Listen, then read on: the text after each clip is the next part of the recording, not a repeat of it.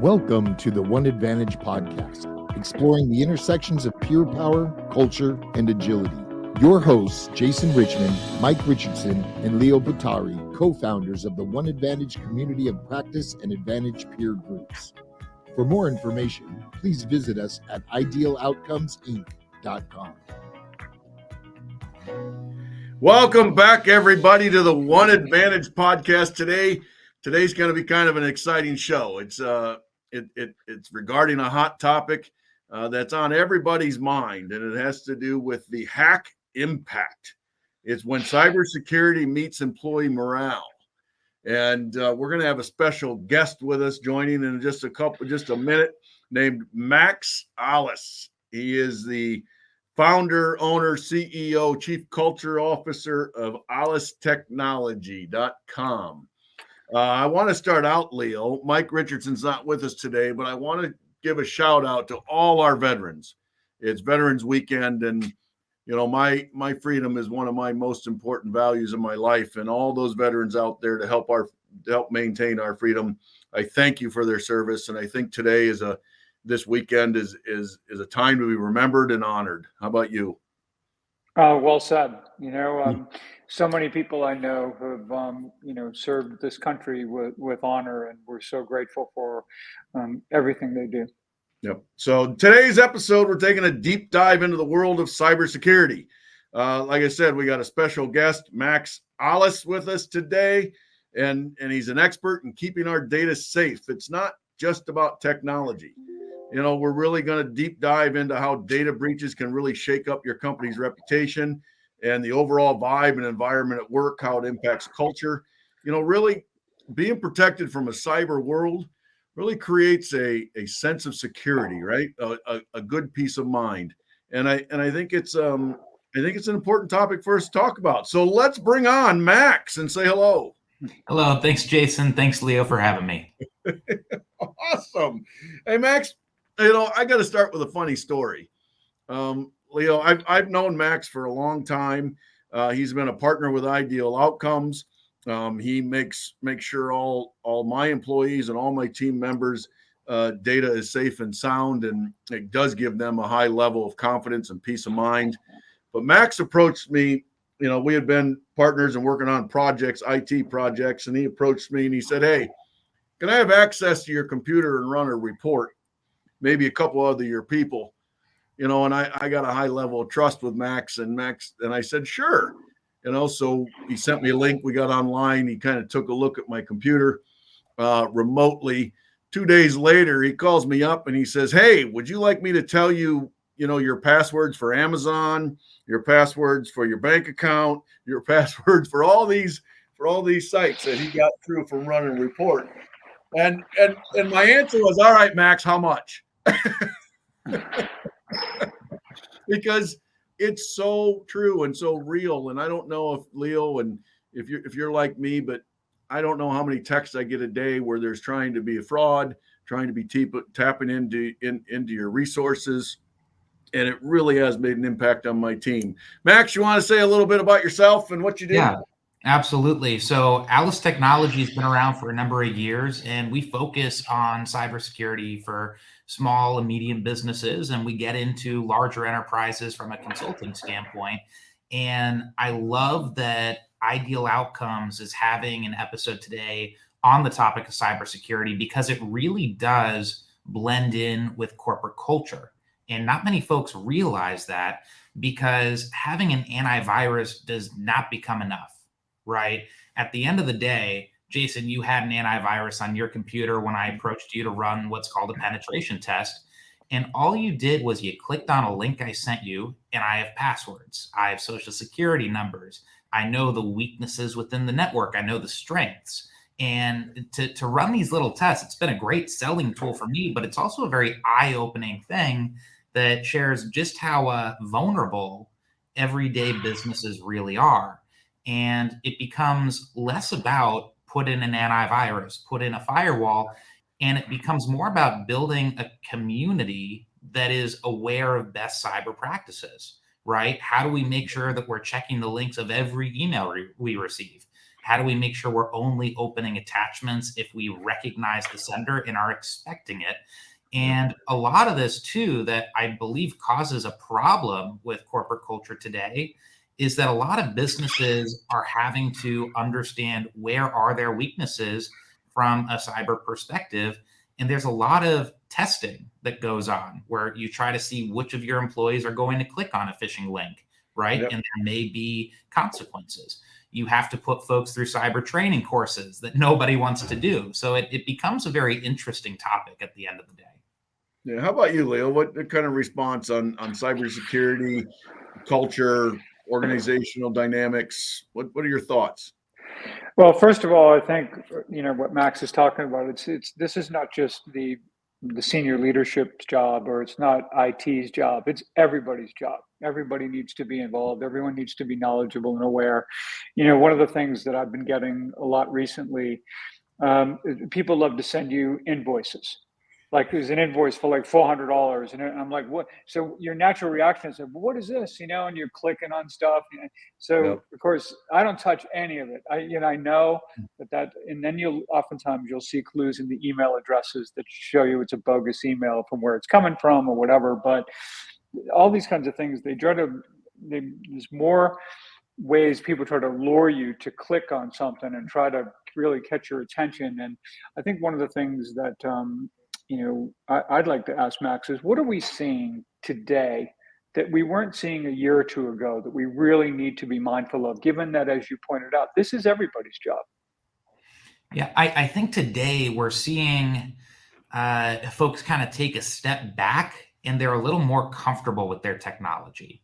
I feel that just when COVID was starting, a lot of folks were seeing all of these different instances in the news, SolarWinds, the Colonial Pipeline, all of these major hacks, and folks were being extra vigilant. And I think folks were vigilant for a time, and now they're a little more comfortable with their processes. And now we're starting to see phishing come in and take over a little more. This is what happened with MGM as of late. And I think that folks are starting to rely on their IT departments, on their cybersecurity departments, because they've had to step up their game after all of these instances came out in large enterprises over the past number of years. And folks are a little more relaxed these days. And that is what's causing a lot of these problems, because we can put in place all of these tools and services that stop a virus on your computer, that prevent attachments from opening. And at the end of the day, we run into trouble where phishing causes the majority of breaches, right? 91% of breaches start with a phishing email. So I think that really it becomes a big push towards awareness to begin tackling this problem. Ideal Outcomes is a remote company, always has been.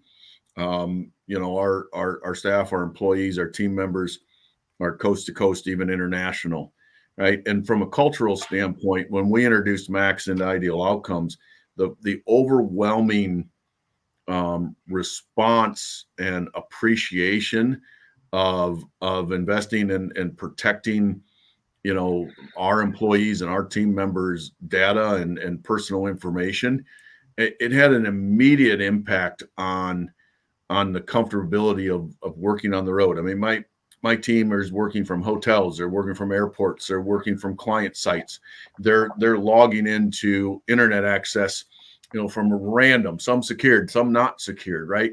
And having that peace of mind and sense of security, which allowed them, to work in any environment with confidence, has really opened up door. And we've seen a big increase in production, right? We've seen an increase in productivity. We've seen an increase in response time. I mean, it's really given people that work remotely or on the road and tapping into the internet and getting online in, remote places. It just really has, brought a level of calmness to the fear of being hacked or someone getting hold of our personal information. Max, do you see that other places? I mean, from a cultural standpoint, that relationship, other organizations you work with, have you heard those stories before? Yeah, I've heard those stories, but I've seen both sides. I see a lot of folks that have this sense of relief. Okay, we have protections. We're not going to get hit. And I feel like there is a sense of security there that really helps. But there's also a false sense of security, right? So we'll put in place tools to make sure that if you click on a phishing link, nothing happens.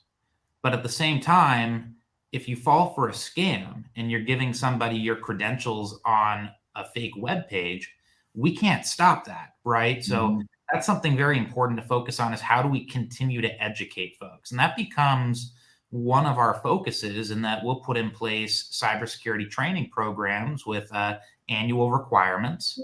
And that causes a different response from a lot of our clients, the employees of our clients. And that response is, I don't want to do the training. I'm too smart for this. I'm not going to have these types of problems. But at the end of the day, we end up pairing the training with phishing simulation, which is where we're sending you these fake emails and seeing who clicks on a link, who enters credentials. And it's shocking. I mean, if you look at our entire client base, there's an average of 18% phishing failures, right? Where employees are clicking on links, 18%. And so part of our job is to identify who these employees are and have one-on-one conversations and say, listen, we need to improve where we're at. We need to start talking a little bit more about training. But those folks tend not to be so happy that they're involved in a cyber program. But again, there is that component, as you mentioned, Jason, where there's the sigh of relief. Okay, I'm better off than I was before, but you can't develop a false sense of security because of that. Yeah, for sure. Leo, you got a question for Max? I guess, obviously we were talking about phishing, right? The PHISHING version of the word. What are some, so if you could give some definition of that for our listeners, and maybe talk about maybe some of the other pieces of the lexicon, if you will, that are important for us to be mindful of. Yeah, absolutely. And phishing is probably one of the most important things to be aware of these days, because it's gotten so advanced. Everyone could pretty confidently say they could spot a phishing email from a mile away 5-10 years ago. Okay, Bank of America is putting a little fuzzy logo on an email. Check your account balance here and enter your credentials. It usually looks a little suspicious. Most folks wouldn't do anything with that. But these days, it becomes more in depth. It'll address you by your name. It'll look exactly like a Bank of America email would. And I'm finding more and more folks are starting to fall for those sort of things. And Jason, you mentioned invoices, right? And invoices, or Leo, I believe that was you. It's something that a lot of folks will click on invoices, see what they owe, and they'll often pay stuff if it's a small amount, just because they just want to get it off their desk, right?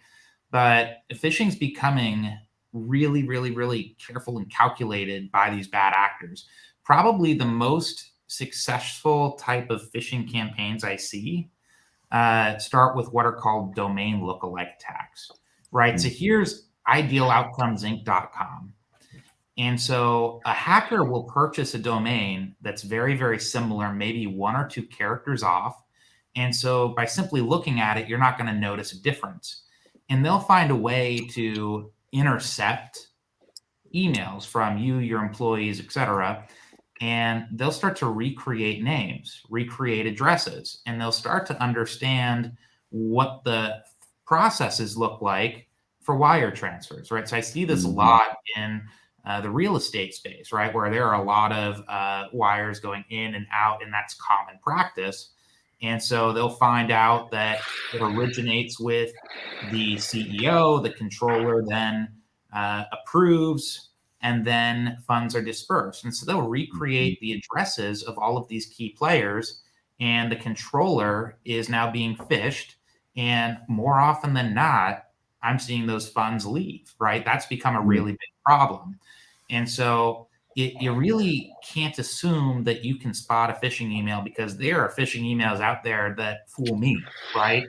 So one thing that a lot of businesses can do to start to work on these attacks is to implement phishing detection systems. There's a ton of detection systems out there. You can work with your IT service provider. You could work with a cybersecurity company such as ours, or you can even find independent solution sets. One of my favorites is called Iron Scales.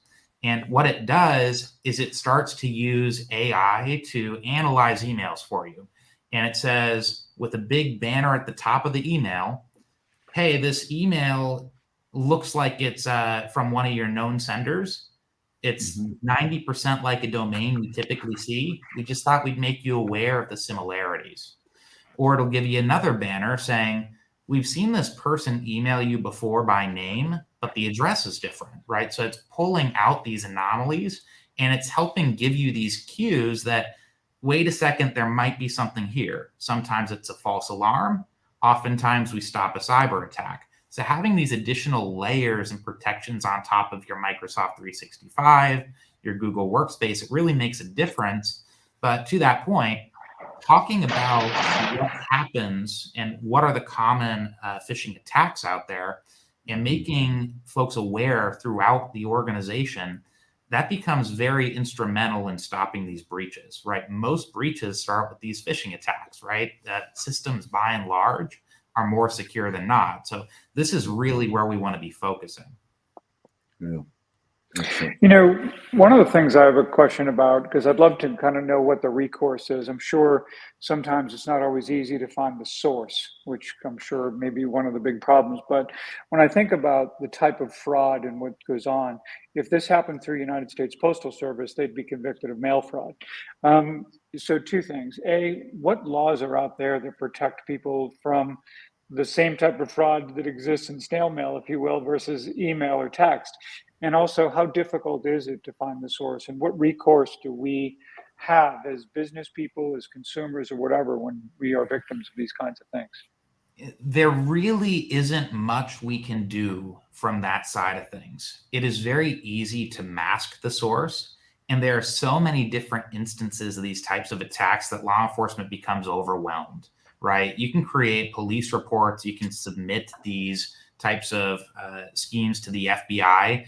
And there are a lot of stings that go on where the FBI is looking for these folks. They're trying to take down these criminal organizations, but it's a worldwide phenomenon, right? And a majority of these attacks are actually originating from overseas, and they're masking where they are with VPNs, and they're breaching systems with the tools that your IT provider will use. It becomes so difficult to try to mitigate the source that really we have to start playing defense rather than offense here. And we have to understand that these things will come at us. How do we protect ourselves? Yeah. Wow.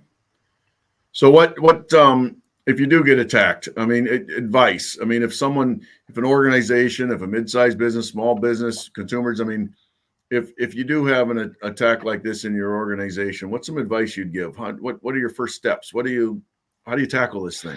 Absolutely. And the advice varies based on the type of attack, right? The one that most businesses are most concerned with these days is ransomware, right? Where you lose your files. And it really becomes a double extortion, right? Your files are encrypted and you have to pay a fee to get them back. And then they also send a copy of your files and you have to pay a fee to not have them out in the open. And for every business that pays this fee, it funds future attacks on other businesses. So the biggest piece of advice I can give someone with ransomware is do not under any circumstance pay that ransom. The best thing you could do to protect yourself here is have application whitelisting systems in place, which blocks everything that's unknown, have antivirus, but really further than that, having a backup in place. If somebody encrypts all of your files, it's easy to just have a backup and restore them, right? A lot of businesses don't have the proper backups that they need. So ransomware backups, don't pay the ransom, and make sure you have the right endpoint protections in place. When it comes to these domain lookalike attacks and these instances of financial extortion, the first thing you want to do is change bank and credit card passwords. The second thing you want to do is contact your bank, and your bank will help you understand what your options are. They'll put holds on your accounts, and they're going to try to get that money back. Sometimes it's successful. And sometimes you're out of luck, right? At some point, if you do get breached, there isn't much you can do. You really have to focus on what can be done to prevent a breach rather than how do we mitigate something once it's happened. Yeah. From a communication standpoint, I mean, I think these messages are really important within an organization, right? And this has to really start at that manager leadership level. I mean, individual contributors need to be told, they need to be forewarned. I mean, if you were putting together an organizational message for a leadership group or a management group, you know, to spread that through the organization, I mean, what are some of the real critical components of our communication around cybersecurity to increase awareness, increase that self-awareness, and that, you know, being in tune to the impact of this?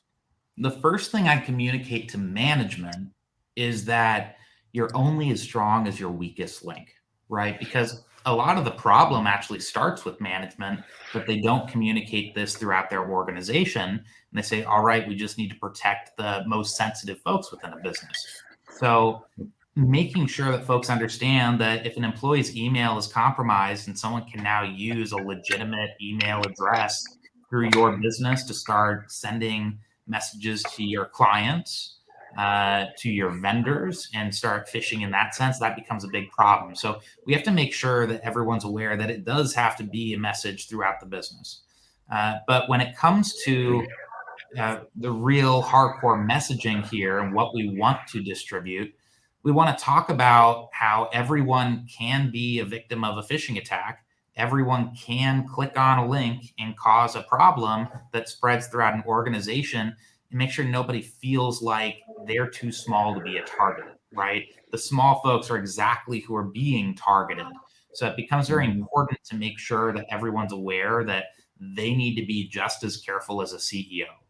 And I really feel like having annual cybersecurity training requirements in place that identify and address what are the current trends, what are people currently doing to extort businesses, that becomes very important, right? Creating a sense of awareness. That would be the number one thing I'd suggest, is make sure that you are pushing a message of awareness through a business.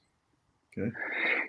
One of the things that, let me ask you if this is something you've tried or you think this would be effective. When I think about people being receptive to this kind of training and being, vigilant about it, part of me kind of thinks that if I were in a course like this and I was taught not only how to protect my data and the company, but some advice also, and you may have a computer at home. Here's what you need to think about so that your bank account isn't vulnerable, or that other things, don't get put out there that you don't want, and try to make that connection so they practice it personally and in the workplace as a means to get them. I think, and that becomes hugely important. And so that really drives this point home around how you need to make sure you're choosing the right training programs or the right training partners if you hold seminars. And the right programs or partners are really going to focus on a holistic approach with best practices. How do you protect yourself, right? Because if you're protecting yourself, you're also protecting your business. Sure, there have to be a couple of comments about how to protect the business in particular, but when you can make it a holistic approach in the training, it becomes much more effective and universal for a person, right? So I would suggest that you just need to make sure you're choosing the right partners to make sure that that is at the forefront, because you're going to care more if it means something to you. Yeah, for sure. Jason, this is just what you talked about when we were in a meeting last week, and you talked about the what's in it for me. We got to hit that with them a little bit. And I think, making that case, to the person about how, yes, we're trying to protect the organization. We're also trying to protect you, and we're trying to protect your family, and try to, and I think that becomes something where when we start thinking about culture and we start looking at the values and, behaviors, that this is a great opportunity to underscore those values and behaviors that we hold dear and show that we are, walking the talk, I think, in terms of the kind of training that Max was just talking about. Yeah, Max, I got one more question. Again, we talked about self-awareness, and that's important in every aspect of business, but as far as an individual, is there anything they can personally do to make it harder to get hacked? Is there anything they should be doing, taking extra care so they aren't vulnerable to these types of attacks? So a couple of things I'd suggest. The first thing is, for every sensitive account you have, bank accounts, credit cards, anything that you would have a real issue with if it were compromised, social media, make sure you turn on multi-factor authentication. This is where you get a text code every time you log in, because it is so easy for bad actors to get your username and your password. When you have this additional component where you have to physically have access to your phone to be able to access these accounts, that reduces the probability of a breach by 99%, right? So that's the number one thing someone at home could do. The second thing someone could do is start to use a password manager, right? And you don't want to save all of your passwords in your computer, in Chrome, in Firefox, in Edge. When I send you this link, Jason, and say, click here, and I get a report with all of your passwords, without you putting in username, passwords, etc., and just by clicking this link, I'm able to get everything out of the browser, right? That's where those passwords come from. And it's just because they're not built in this secure, encrypted fashion, right? So having a password manager such as Dashlane, Keeper, all of these others out there with full heavy-duty encryption, you're really able to protect your passwords in a better way, right? And in using password managers, you also have to follow best practices. You want to make sure that you're using randomized passwords, and you want to make sure that no two passwords are the same. The reason is many breaches are outside of your control, right? When Target was breached, a list of emails and passwords were made publicly available. And so what a hacker will do is they'll take that same email and password, and they're going to try that combination with your bank account, with your credit card companies. And eventually they're going to find additional compromises. If you have a different password for every site that is critical, and you use a password manager to keep yourself organized, it doesn't matter if a target gets hit, your bank is still protected, right? The problem becomes when you use the same password for everything. If one place is breached, everything is compromised. So, Max, where can people find you? How do you want people to reach out to you? How do you want people to contact you to have you take a look at their systems and their protection and the level of safety they've got set in place? Absolutely. So I always love to talk with folks. So our phone number is 833-622-2065. We can also be found online at allestechnology.com, ALLES technology.com. Yep. Well, hey, great, Max. It was a pleasure, and everyone listening today, please keep that in mind. Keep in mind the importance of cybersecurity and how it impacts not only your business but your people within your business. I want to give you a big shout out and thanks, Max, for joining us today. How about you, Leo? Well, I'll tell you right now, I'm going to get myself a password manager as soon as I'm off this podcast, and I'm going to get rolling. All right, everybody, have a great Veterans weekend. Make sure you reach out to our veterans and thank them for their service. Have a safe weekend, and we'll see you next time at the One Advantage podcast, found at idealoutcomesinc.com. Thanks for listening to the One Advantage podcast. If you liked this episode, please consider helping us by rating us wherever you listen, spreading the word, having us as a guest on your podcast or webinar, and mentioning us in social media. Find us at the One Advantage podcast, where you can get more information about us and this episode.